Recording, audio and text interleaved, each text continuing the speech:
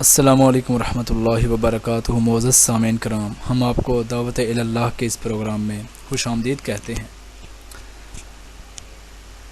معزز سامعین، ایک بات قابل غور ہے، یاد رکھنے کے قابل ہے کہ دین کا کوئی معمولی سا کام بھی معمولی نہیں ہے، نہ ہی اللہ تعالیٰ کسی کو ایسے ہی توفیق عطا فرما دیتے ہیں۔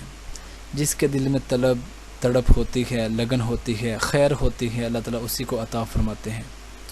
ہماری ہمیشہ کوشش اصلاحی ہونی چاہیے۔ تنقیدی معاملات بہت ہیں، بہت سے لوگ ہیں، ہمیں ان کے ساتھ چلنے کی ضرورت نہیں۔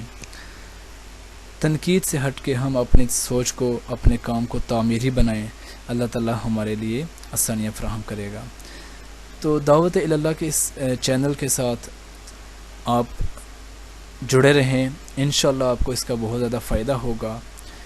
یقین کریں کہ 6، 7، 8، 10 منٹ کی یہ ویڈیو 24 گھنٹوں میں 10 منٹ کے لیے ہم اگر اپنی آخرت کے فکر کے لیے نکال لیتے ہیں تو یہ انشاءاللہ قیامت والے دن ہمارے لیے فائدہ مند ثابت ہوگی۔ باقی معاملات میں ہم کہہ سکتے ہیں کہ یہ پچھتاوا ہے، لیکن دین کے معاملات کے اندر انشاءاللہ آپ کو پچھتاوا نہیں ہوگا۔ تو آج کا جو ہمارا موضوع ہے وہ ہے ایک عورت کا حضور صلی اللہ علیہ وآلہ وسلم سے محبت کا عجیب واقعہ۔ آپ نے اس کو لازمی سماعت فرمانا ہے۔ تو اس سے پہلے ہماری اس ویڈیو کو لائک بھی کریں، سبسکرائب بھی کریں، بیل آئیکن کو بھی پریس کریں تاکہ آپ کے پاس ہمارا ہر ویڈیو کا نوٹیفیکیشن پہنچتا رہے۔ تو آئیے ہم اپنے اس واقعے کا آغاز کرتے ہیں۔ اللہم صلی علی محمد۔ ایک عورت کا حضور صلی اللہ علیہ وسلم کی خبر کے لیے بے قرار رہنا۔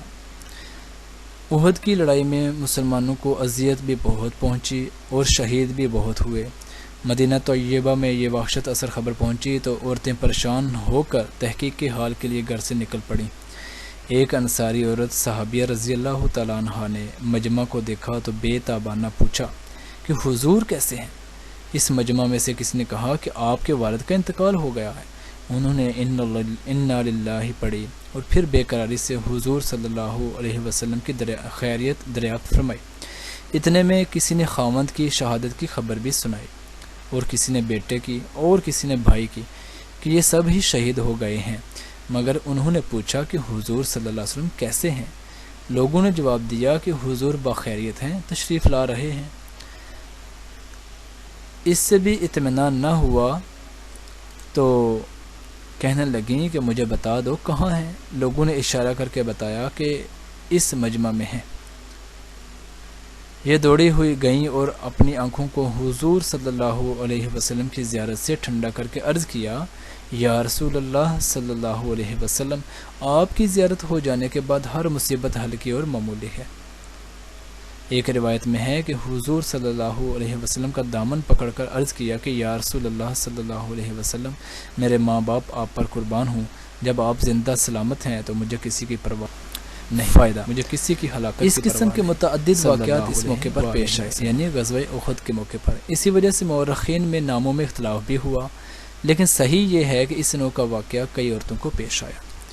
معزز سامعین کرام، ہم نے یہ بات سنی، اب ہم اپنا ایکسرا کریں، اپنے آپ کو کمپیریزن کریں تو ہم کہاں کھڑے ہیں اور ہمیں کہاں ہونا چاہیے تھا۔ ایک عورت اپنے بھائی کو، اپنی باپ کو، اپنے خاوند کو، یہ ساری چیزوں کو سنتے جا رہے ہیں اور ان کی شہادت کی خبر آپ کو یکے بعد دیگرے ملتی جا رہی ہے، لیکن ایک ہی زبان میں اور دل میں ایک ہی تڑپ ہے کہ حضور صلی اللہ علیہ وسلم کے بارے میں پتہ چلے کہ ان کا کیا حال ہے۔ اور جب سنا کہ حضور ٹھیک ٹھاک ہیں الحمدللہ، تو پھر بھی تسلی نہ ہوئی، اطمینان نہ ہوا، تو جا کے دیکھا، اور جب اپنی آنکھوں سے دیکھ لیا، زیارت کر لی، تو ساری تکلیفیں، سارے غم بھول گئے۔ بھئی جب حضور صلی اللہ علیہ وآلہ وسلم کے ساتھ ایسا عشق ہوگا تو اللہ تعالیٰ ان کے بارے میں قرآن میں کیوں نہیں فرمائیں گے کہ میں ان سے راضی یا مجھ سے راضی؟ میرے بھائیوں، میرے سامعین، عزیز سامعین کرام، ہم اپنے آپ کو دیکھیں، ہم اپنے گریبان میں جھانکیں کہ ہم دین کے معاملے میں کس جگہ پہ کھڑے ہیں، کس مقام پہ کھڑے ہیں۔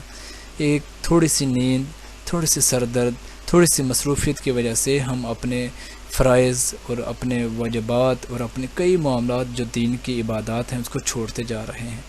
اور توقعات ہماری بہت بڑی بڑی ہیں۔ اللہ تعالیٰ غفور الرحیم ہیں، لیکن میرے بھائیوں ہم اس معاملے میں کہ اللہ غفور الرحیم ہے، کیا اللہ کو ناراض کرتے چلے جائیں گے؟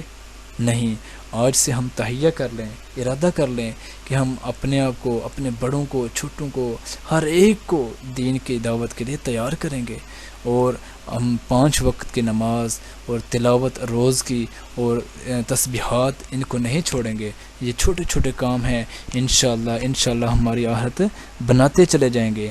اللہ تعالیٰ کو راضی کرنے کی کوشش کرتے رہیں، اللہ تعالیٰ راضی ہوتے ہیں، اللہ مان جاتے ہیں۔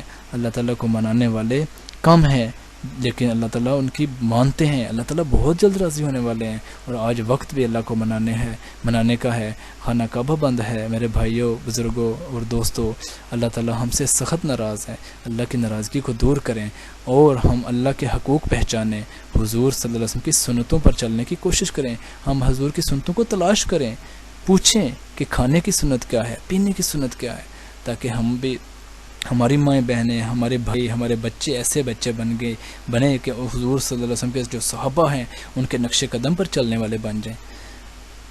تو میں امید کرتا ہوں کہ اللہ تعالیٰ ان سب سننے والوں کو اور مجھے بھی ہدایت عطا فرمائے اور عمل کرنے کی توفیق عطا فرمائے۔ اللہ تعالیٰ ہم سب کا حامی و ناصر ہو۔ السلام علیکم۔